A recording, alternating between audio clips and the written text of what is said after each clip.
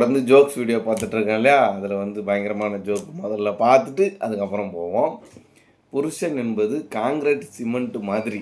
புருஷன் என்பது காங்கிரீட் போடுறாங்க டைட்டாக, அந்த சிமெண்ட்டு மாதிரி.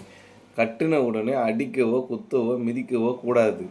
நல்லா செட்டாக விட்டு அப்புறமா என்ன வேணாலும் பண்ணலாம், ஒன்றுமே ஆகாது. பொண்டாட்டிங்கிறது மண்பாண்டம் மாதிரி. ஆரம்பத்திலேயே நமக்கு வேணுங்கிற மாதிரி மாற்றிடணும். இல்லாட்டி செட்டு ஆயிடுச்சுன்னா அப்புறம் ஒன்றுமே பண்ண முடியாதான். தூக்கி போட்டால் உடைக்கதான். பொண்டாட்டின்றது மண்பாண்டம் மாதிரி. செம ஜோக் போயிடுது. ரியாலிட்டியே அப்படியே ஒரு ஜோக்காக கன்வெர்ட் பண்ணி பக்காவாக போட்ட மாதிரி இருக்குது. புருஷன் கணவன் மனைவி ஜோக்கு தான் இருக்கிறதுலேயே பெஸ்ட்டாக போயிட்டுருக்கு. அதே பார்ப்போம். அடுத்த ஜோக் பார்க்கலாம். இறந்த பின் நரகம் சென்ற கணவன். நான் என் மனைவிக்கு ஒரு ஃபோன் பண்ணணும்னு சொல்கிறாரு பூதம் கிட்ட போயிட்டு. பூதம் சொல்கிறாங்க தாராளமாக பண்ணிக்கோ. கணவன் அதுக்கு கட்டணம் எவ்வளோ? கால் சார்ஜ். அதான் அது இங்கேருந்து கால் பண்ணுறதுக்கு நரகத்துலேருந்து அவருக்கு வந்து இங்கே பூமிக்கு கால் பண்ணுறதுக்கு எவ்வளோன்னு சொல்லிட்டு கேட்குறாரு. பூதம் அதெல்லாம் ஒன்றும் இல்லை, நரகம் டு நரகம் ஃப்ரீ தான். ஹஸ்பண்டாண்ட பேசுகிறதுக்கு ஒய்ஃபாண்ட பேசுறதுக்கு நரகம் மாதிரி. நரகம் டு நரகம் ஃப்ரீயா. இந்த ஜோக்கு ஃபஸ்ட்டு புரியாமல் இருந்துச்சுப்பா, ஒரு நாள் படிக்கும்போது. இன்றைக்கி தெளிவாக புரிஞ்சிச்சுப்பா. அடுத்த ஜோக்கு போகலாம். இதுவும் அதேமாதிரி பெருசாக ஜோக்காக போதே பார்ப்போம். அப்பாவி கணவன்கள். மனைவி ஏங்க கிச்சன்லேருந்து அந்த உப்பு டப்பாவை எடுத்துக்கிட்டு வாங்க. கணவன் எங்கே வச்சுருக்க காணோமே அப்படின்னு சொல்லிட்டு சொல்கிறாரு. மனைவி உங்களால் என்ன செய்ய முடியும்? உங்கள் அம்மா உங்களை எப்படித்தான் வளர்த்தாங்களோ அப்படின்ற கேள்வி கேட்டுட்டாங்க. போச்சா? உருப்படியாக ஒரு வேலை செய்ய முடியுதா?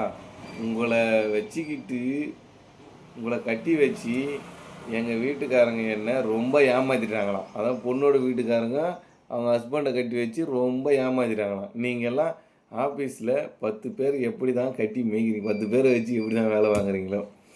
இதில் மேனேஜர்னு ஒரு பட்டம் வேறு உங்களுக்கு. அவர் மேனேஜராக வேறு வேலையில் இருக்கிறார் உங்களுக்கு. மேனேஜர்னு ஒரு பட்டம். கணவன் இல்லை நிஜமாகவே காணலை. மனைவி உங்களை நம்பி ஒரு வேலையை ஒப்படைக்க முடியுமா? உங்களால் ஒரு வேலையில் உருப்படியாக செய்ய முடியாதுன்னு தெரிஞ்சு தான் உப்பு டப்பாவை முதல்ல இங்கே கொண்டு வந்துட்டேன். கணவன் இப்படி பார்க்குறாரு. எப்பா சரியான சொல்லுப்பா. உப்பு டப்பாவை எடுத்து போயிட்டு வேலை கேட்டால் எங்கள் வேலை கொடுத்தக்கு எங்கெங்க எப்படிங்க செய்ய முடியும்? யாரெல்லாம் செய்ய முடியுமா? மனைவிங்க இப்படி தான் எல்லாரையும் கொடுமை பண்ணிக்கிறாங்க. உங்களுக்கு முதல்ல அவங்கள ஒரு வழி ஆக்கணும். என்ன சொல்கிறீங்க? அப்போ தான் வந்து மனைவிங்களுக்கு வந்து தெரிய வரும். பாவம் ஹஸ்பண்ட்லாம் ரொம்ப ரொம்ப பாவம். படாத பாடு போடுறோம் மனைவிங்கிட்ட மாட்டிக்கின்னு. அடுத்த ஜோக் பார்க்கலாம். நீ வாழைப்பழம் திருடுகிறத உங்கள் அப்பா பார்த்துட்டாரு, அப்புறம் என்ன செஞ்சார்? வீட்டுக்கு வந்து தோலை உரிச்சிட்டாராம். திருடும் போது பார்த்துட்டு வந்து வீட்டுக்கு வந்து தோலை உரிச்சிட்டாரு. சமஜோக்கில் எது வாழைப்பழம் தோல் கிடையாது, பாலை போட்டு தோலை உரிச்சிக்கிறது. திருடுவியா அப்படின்னு சொல்லிட்டு. அடுத்த ஜோக்கு பார்க்கலாம்.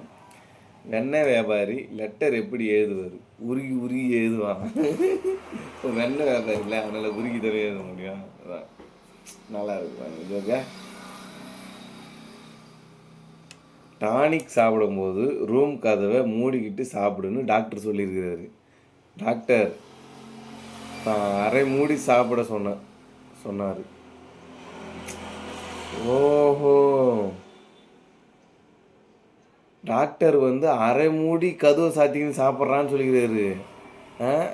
அரை மூடி சாப்பிட்றான்னு சொன்னார்.